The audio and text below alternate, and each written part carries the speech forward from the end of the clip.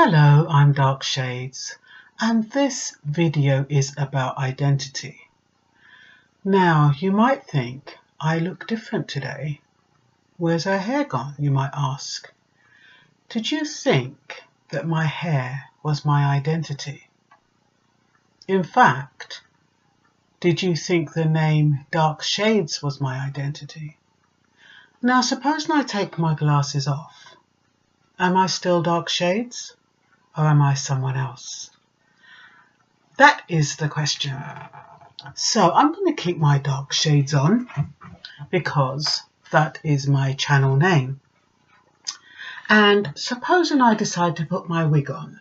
Let me show you. Do I now become a totally different person? Is this my identity? So what is identity?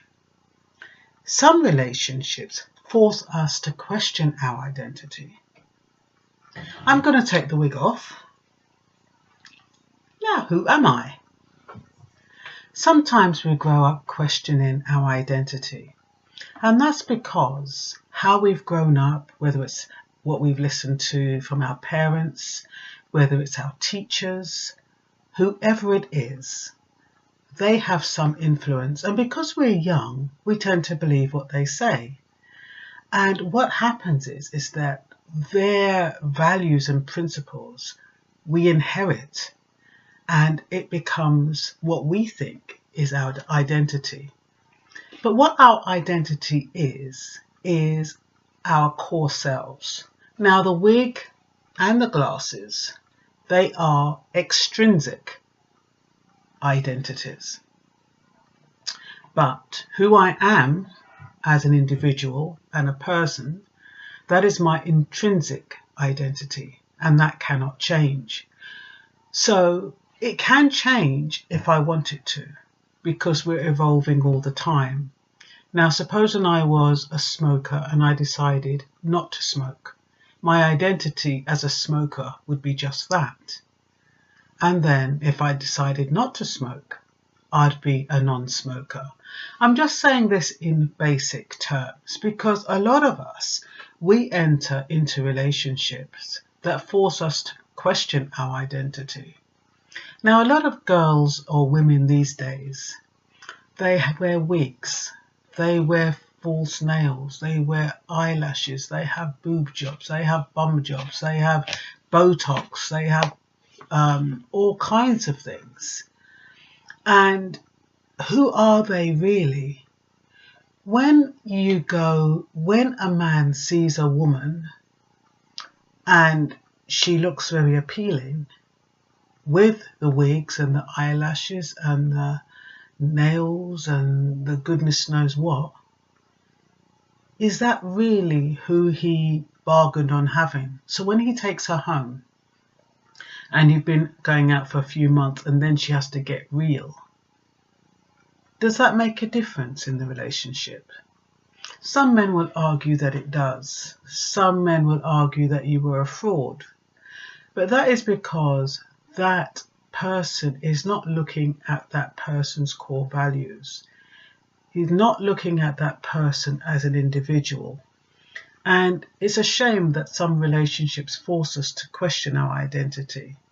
Critical parents force us to question our identity and try to mould us into what they want us to be and make us believe there's something wrong with us. So I thought it was really important because until you know what your identity is, you don't really know what your purpose is. And if you don't know what your purpose is, you don't know what your role is in this world, in the universe, and in any relationship that you're in. Now, is your relationship stagnant, or does it evolve? That is the question. Well, it's not supposed to be stagnant because it's very difficult. Because when you think about some definitions of your identity is where you're born, your colour, your race, your gender. It could be about where you live. I mean, you can get people who are born in London, they'll be called Londoners. If you live in Luton, you're called a Lutonian, especially if you're born there. You live in Birmingham, you're called a Brummie. There's Scouse. All those things, they could be permanent if you remain in that area. But if you move out of the area, are you still the same? What about people who were born in the UK and then they go and live in America for years and they have American nationality? So we can't get confused with our identity. And our identity is our core beliefs, stripped of everybody else's influence. It's who you know yourself to be. Now, if you're in a relationship and you don't like mess, for example, it could be that you're just a clean person. That's probably not the best example of identity. Okay, supposing you go into a relationship and you are an atheist and your partner is a Christian. Now, your partner who's a Christian could Bible bash you into believing that being an atheist is wrong. Now, if your core belief is that you're an atheist, that is your core belief, and no one's got the right to change that. So what I'm trying to say is, a lot of times you go into a relationship and people try to change you into something that you're not. And that's a very dangerous game, because if somebody tries to please you and tries to accommodate you, you're making them unhappy. So whose identity are you? Are you losing your identity in the relationship? Or are you able to maintain it? I know I've been in a relationship where, because I met somebody with a wig on, I was afraid to take that wig off, or I was nervous about taking that wig off. It's almost because I believed I was a fraud at the time. But, as you get wiser, you realise whether you wear wigs, whatever you wear, that is not who you are. And it's about who you feel best as and how you create the best of who you are. And what are your beliefs? Think about that. Think about your beliefs and your values, because that is who you are. And that is what is stagnant and what doesn't usually change, unless you find out down the road that your beliefs have changed and they no longer are have any merit, and you're entitled to change that belief. So identity is a hard one, but you're made to feel that if you don't know your identity, you don't know who you are, and then you feel lost in a world that puts a big credence on identity. As children, we didn't really question who we were. Well, we couldn't, could we?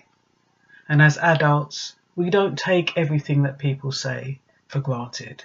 We start investigating what people say. If somebody says remember they had, Tiger Woods, and they asked him what his nationality was, and he says he's a Cablinasian. And all the black people ran riot. Oh, why isn't he saying he's black? But why should he say he's black? If his mother is from one part of the world, he's from another part of the world, his father's from another part of the world, he's entitled to who he wants to identify as and who he feels his identity is. It's not for anybody to say, oh, he's ashamed to be black, or why isn't he saying he's black? And that is the danger of people forcing their beliefs and their values on other people and making people doubt who they are.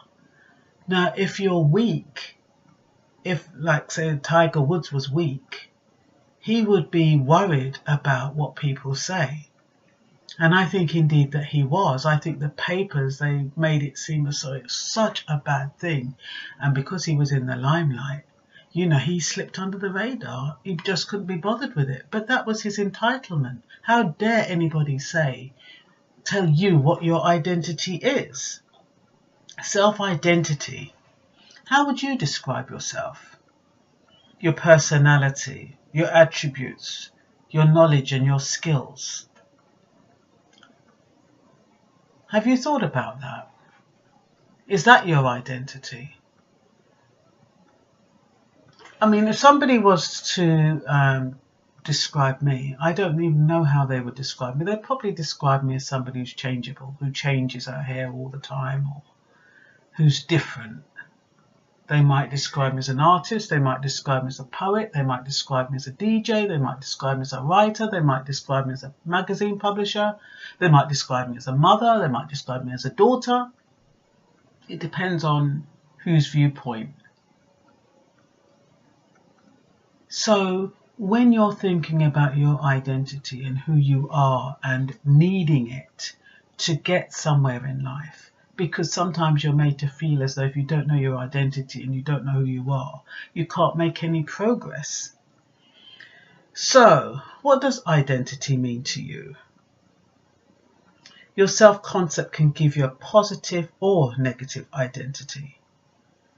If you believe that you cannot do something, then that is a negative self-identity. And if you believe you can, that is a positive identity. You can become a great leader if you want, or you can call yourself lazy. But are any of those true? They're true if you believe them to be true. And that's the thing with self-identity. That's why you have to be careful what you tell yourself. So how do you go about discovering your identity? Well, you can either look in the mirror or you can align all of the things you want to do, e.g. improve your education, save money, learn about what it is you want and what you want to do. Because if you have a passion about something, that is who you are. And it's very difficult to describe. Now, supposing you have a passion to sing and you believe that you're a singer and you go out there and you train and you take lessons and you do everything you need to do, you contact the right people and then you start to sing. You then become a singer and that is your identity. So be clear about what it is you do well and become passionate about it. Talk about it all the time. Love the idea of it. Find out everything you can about it. And, do things, see how it feels inside here. Do you have the talents already? Or do you have to nurture new talents? Read, speak to people who know something about what you want to do. Because when you're trying to create an identity, well, not even create the identity, there's so many dynamics to an identity. You have, like I said, the extrinsic identity, you have the extrinsic identity, you have personal identity, you have self-identity. There's so many different versions. And so that's where people get confused. But your core identity, like I said, is your values and your beliefs. And because they change, it doesn't make it any less your identity. And people should stop putting so much credence on it. Because when people kind of demand that you know who you are, and you're almost made to believe that you're less because you're not sure about who you are and what you want at that point in time, it can cause damage to fragile people. So, do you feel that people can change over time and become who they already are? Because there is this notion that who you are meant to be is already within you. And it's about finding your purpose, finding your identity. And some people take years, absolute years, to find out what their purpose is and what their identity is. So it's no wonder people are confused by who they are or their identity, because especially now, there are so many different dynamics. People raged about Tiger Woods, like I said. But how would you describe somebody like Tiger Woods? And should you have to? Why can't he just be a golfer? Does being a golfer qualify as his identity? So as long as you're sure about what you're doing and passionate about who you are and what you're doing and love the way you look and what you like to do, that is enough. That is your identity. And you don't have to justify or explain your identity to anyone.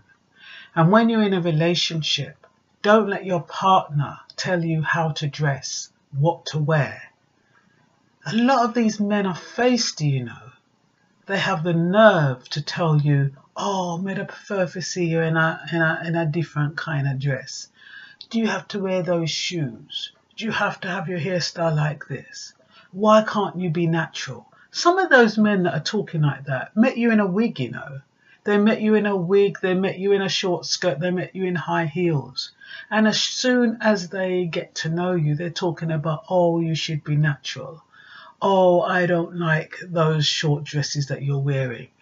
I think you should wear different kind of shoes. Why don't you try baking or cooking? Or why don't you try this or that? Or why don't you wear your hair different? Or why don't you lose weight? Why don't? Who the hell do they think they are? Why don't you do a different job? I'm sure there's something else you can do. Have you researched what it is you can do? You know, you have to be very, very careful of men, or not even men, partners, spouses, you know, who want to change you into who they want you to be and who they think you are.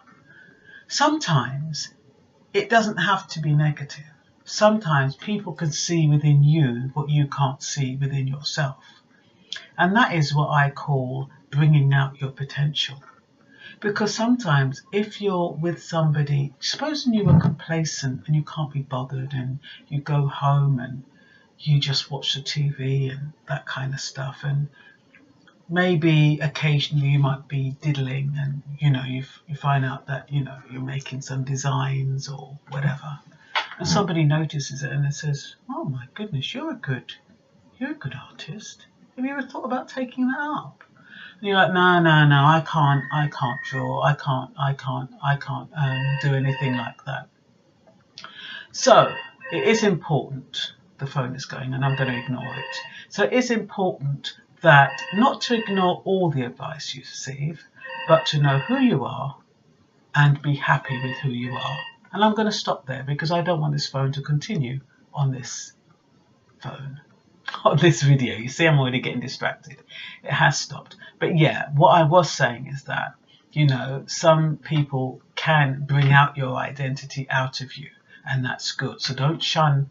Just, you know what it is about? It's about being aware of who you are. And so if somebody says something to you that you know already exists within you, then you'll know that that person is there to bring out the best in you. But if somebody's telling you something that's destructive and you feel uncomfortable about what they're saying, then you know that is not a part of who you are. You know when you know when things go against your the grain and make you feel uncomfortable. You know that. So don't if something feels uncomfortable, just don't do it. Be assertive. Either ignore it or say, look, that's not me. I'm sorry, that's just your opinion. But this is how I am. This is what I like. This is how I want to do it. And so please, everybody's entitled to their own opinion, but I prefer to do things the way I feel comfortable doing it. Once you start getting in that way of expressing yourself in a way that you feel comfortable, and sometimes you'll find that you want to say something to someone and you don't feel comfortable saying it. If you don't feel comfortable saying it, it means it's not a part of your intrinsic self. You'll know when to say something because it feels comfortable. Now, when you hear all these other voices, sometimes when you want to say something to someone, it's because you've been indoctrinated, and it's the old voices and the old learnings and what you've inherited that make you feel that what you want to say is wrong. But provided what you're saying is not cruel or unkind, and it's not putting somebody down, speak your truth. Somebody's hurting you or bothering you, or you don't like the way they're behaving in front of you, speak your truth, because you will know when you speak your truth who you are, and they'll also know who you are, and they'll respect you for it.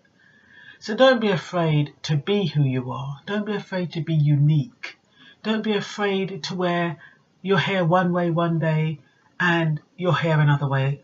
I mean, I'll tell you something. They used to call me a chameleon. I used to change my wig every single week.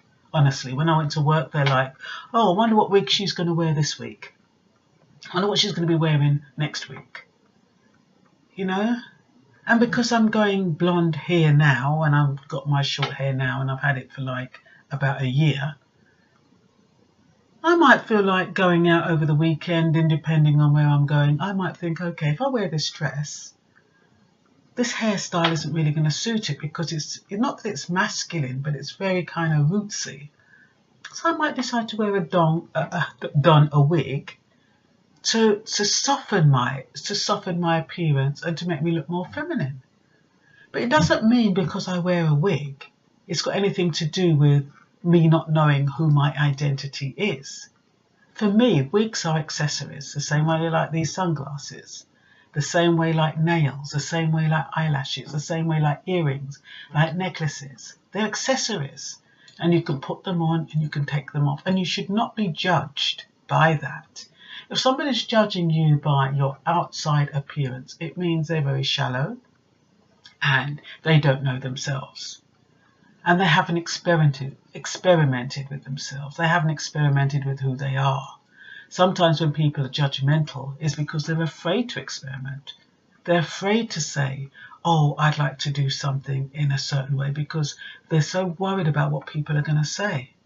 If you're worried about what people are going to say, you'll never know your true identity. So you need to be honest with yourself. If you get up one day and you want to cut all your hair off, do it. If you want to colour your hair red, green, gold, blue, do it. Who's to say you can't do what you want to do? The only limitation sometimes is that if you're going, depending on where you work, if it's not appropriate, then of course you have to go with their dress code, and you have to, depending like where you work, you might have to look professional. But I mean, supposing you want to work in a tattoo shop, if you want to have your hair green or red, they wouldn't care in the slightest. So if you can't express yourself in the way that you want to, you have to ask yourself, am I in the right job? Because if they cannot accept you, who you are, as outrageous as you are, or as demure as how you are, you have to question. A lot of times we restrict ourselves and we put ourselves in these little boxes. We go for jobs that give us what we think is financial security, but all the time they're suppressing who we are. I go to work every day, and I'm fortunate that I work for a government organisation that wouldn't dare question who you are, because they embrace diversity. But when you work in, I remember I worked in a private organisation, and it was an African organisation. And when I went for the interview, I went with a wig on, and shirt and tie and everything. Anyway, because I change a lot, about 6 months down the road, I thought, you know what, this is an African organisation. I want to wear my wrap. I used to wear a wrap sometimes, wrap my head, wear this African outfit. Would you believe? No, it wasn't after 6 months. It was about just after a year. And would you believe they sacked me? And I was able to appeal, because they cannot sack you because of the way you look. But it just shows you that had I could have been suppressed. My expression of myself is often suppressed because people don't understand who I am. They want to pigeonhole me. They want to put me in a box. They want to say, oh, Loy is this or Loy is that. Loy ain't nothing like that. Loy is creative. Loy changes. You don't know who Loy is. Only Loy knows who she is. So when you're thinking about identity and relationships, make sure that whoever you're with allows you to be yourself. And if I want to be like this now, and my man says to me, oh, and I want to put on a wig, and my man says, oh, I don't like them wigs, I don't really like wigs. Go to the curb then if you don't like wigs. I like wigs. You know what I mean? And some people do that, they're well-faced, you dress up and you look good. And they're telling you, oh, I don't like that. I don't like the way that dress looks on you. After you've looked in the mirror and you decided you look good, how dare you or anybody, especially you, the person looking at this video and who it belongs to, as they say, he who have ears, let him hear. Especially if you have on a dress, it looks good. And because he tells you he doesn't like it, you have to take it off. No.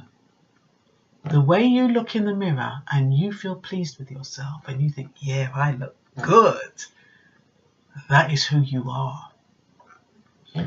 When you take off that dress and put on something that your partner, your spouse or your friend prefers, that is not who you are. That is who they are molding you into. So when we're thinking about identity, be very, very careful. Make sure you're independent. Your identity is independent in the relationship. Make sure you can express yourself openly, fairly, and kindly in a relationship. And don't let anybody tell you who you are, what you should do. I mean, of course, within the confines of the law, you know what I mean. But I mean, talking about things that you do about yourself.